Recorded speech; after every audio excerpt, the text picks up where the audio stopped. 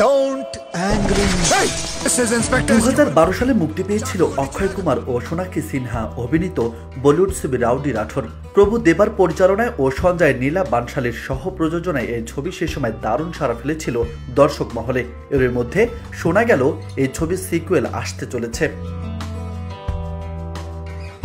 অবশ্য রাউডি রাঠোরের সিকুয়েলের খবর এর আগেও একবার চাউর হয়েছিল। রাউডি রাঠোর 2-তে কাজ করার জন্য নাকি রাজি হননি অক্ষয় কুমার। এরপর শোনা যায় নতুন রাউডি হিসেবে দেখা যেতে পারে বলি অভিনেতা সিদ্ধার্থ মালহোত্রাকে। আবার শোনা যাচ্ছে অন্য খবর, মত পাল্টে ফের রাউডি হতে চাচ্ছেন অক্ষয় কুমার। ভারতীয় সংবাদ মাধ্যমের সূত্রে জানা গেছে সঞ্জয় নীলা বানশালীর পরিচালনায় আসছে রাউডি রাঠোর 2। এই ছবিতে আরও একবার পুলিশ অফিসারের চরিত্রে ধরা দিতে পারে অক্ষয়। আর ছবির চিত্রনাট্য তৈরি নিয়ে ইতিমধ্যে পরিকল্পনা চলছে বলে খবর পাওয়া গেছে। এদিকে রাউডি রাঠোরে অক্ষয়ের নায়িকা হিসেবে দেখা গিয়েছিল সোনাক্ষী সিনহাকে। তবে ছবির দ্বিতীয় ভাগে নায়িকার চরিত্রে সোনাক্ষী থাকবে কিনা তা এখন পর্যন্ত চূড়ান্ত করেনি নির্মাতা।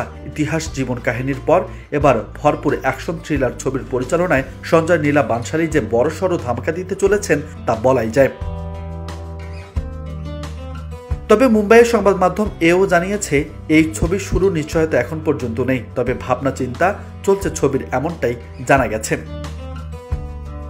নিউজ ডেস্ক, বার্তা 24।